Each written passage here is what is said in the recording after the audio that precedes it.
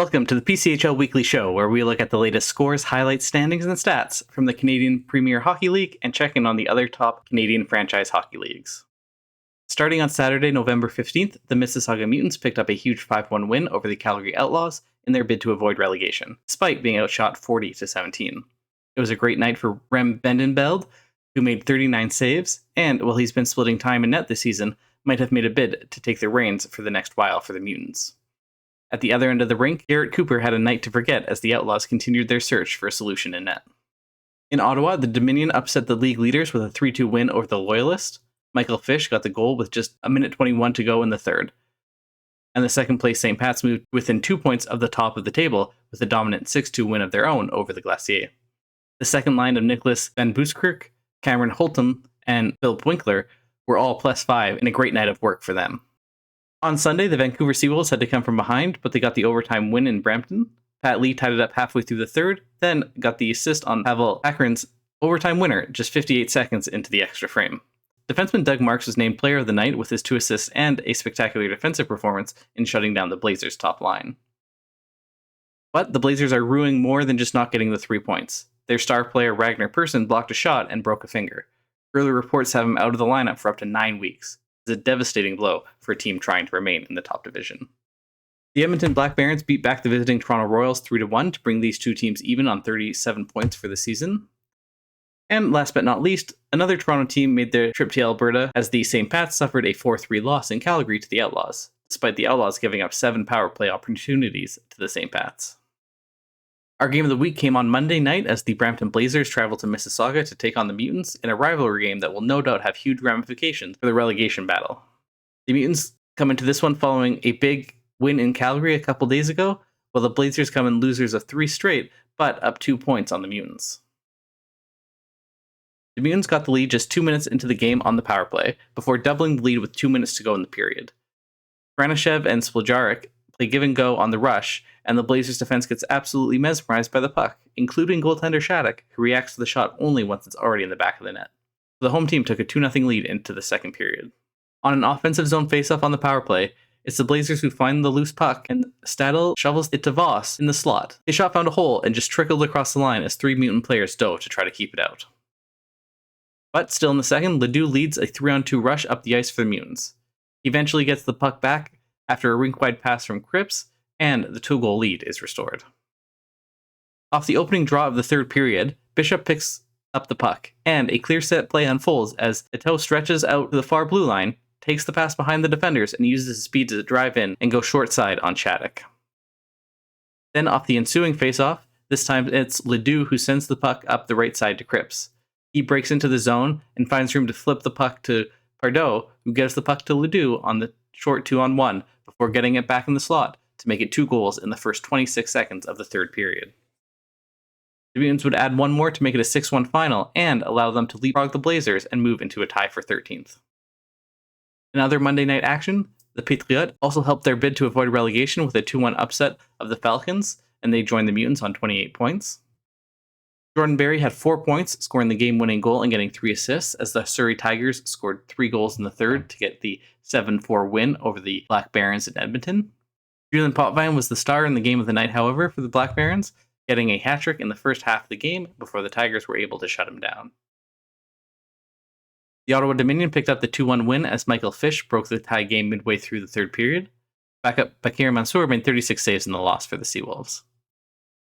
And finally, the Hamilton Steelhawks went to Halifax and came home with a 2-1 win of their own.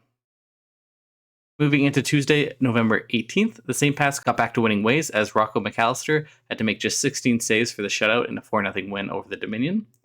Bastian Schmidt and Philip Winkler led the way for the St. Pats with 2 points each.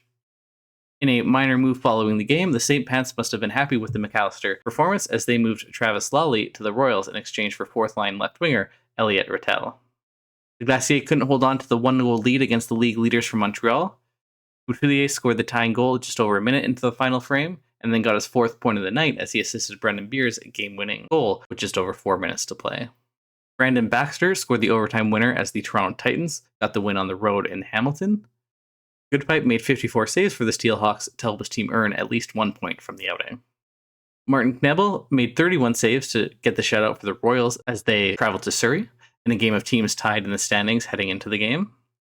And finally, Ville Kampinainen had a goal and 2 assists and was +3 in the Halifax Privateers' 6-3 win over the Falcons. There were no Wednesday night games this week, but there was one trade. The goalie carousel continued as the Falcons dealt backup goalie Billy Ross to the Toronto Royals for Braden Dyke. Both goalies are hoping that a change of scenery is what they need, with both having a save percentage well under .900 so far this season. On Thursday, the Hamilton Steelhawks have now got points in 3 straight games as they beat the Blazers 4-1, thanks to 3 second-period goals. The success comes from up and down the lineup, as only one player had 2 points on the night, but a total of 10 put their number on the score sheet. McPhail also made 32 saves on the night. Madej had a goal and an assist and was +2 in the Calgary Outlaws' win over the Surrey Tigers. The 18 penalty minutes for the Tigers did not help their cause. The Halifax Privateers put up another 6th spot. This time it was a 6-2 win over the Patriotes. Alexandre Lebel had 4 points this night, 1 goal and 3 assists, but was also on for both Montreal goals and ended up even with 2 power play points. The Mutants continued their hot streak with a 2-1 win over the Royals. Blajark scored the game winner less than 2 minutes into the third, and Vandenbeld made 32 saves to secure the victory for the Mutants. And both of the top 2 teams in the standings lost. The St. Pats gave up the winner with just over a minute left as Adrian Walder got it for the Black Barons. Landon Hawerchuk gets honorable mention for his 2-point night for the St. Pats in a losing effort. The Loyalists managed to get a single point to give them a 2-point lead on the St. Pats, but fell in a shootout to the visiting Seawolves. Both teams struggled on the power play as the Seawolves went 0 for 4, including a missed opportunity in overtime, and the Loyalists went 0 for 5 on the man advantage. The top 2 goalies in the league put on a clinic, with Gustafsson ending the night with a .969 save percentage, while Verweil outdid that with a .971 save percentage of his own. However, combined, they did let in 5 of the 6 shootout attempts. And in our final night of action this week, the Toronto Titans took advantage of being the fresher team and skated themselves to a 5-3 win with an empty net goal after the Black Barons brought it back from 4-1 to 4-3 deficit in the third. Miles Paul extended his goal streak to 6 games in the win. We don't often highlight great defensive performances, but In Lim was great for the Ottawa Dominion in their 5-2 win over the faltering Falcons. The Seawolves couldn't keep the momentum going on the Quebec trip as they fell to the Glacier 3-1 after giving Mansour the start instead of Gustafsson. And finally, Brandon Bond had the game winner for the Calgary Outlaws on home ice as they put up 51 shots against the Brampton Blazers. Meanwhile, Griffin Spruce faced just 13 shots to get the win.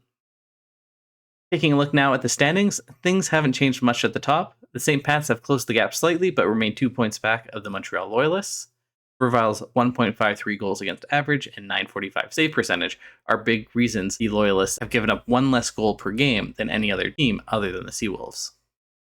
The second rung of teams might feel some hope as both the top teams ended the week with a loss, particularly the Titans, who are only 10 points back of the St. Pats with a game in hand. Don't rule out the defending champions yet. The action to avoid relegation is much more volatile. The Mutants and Steelhawks both had great weeks of action to get themselves out of the basement. We now have the Blazers in relegation position. And whilst not yet halfway through the season, they've lost 6 in a row, and the loss of persons might be devastating for this team.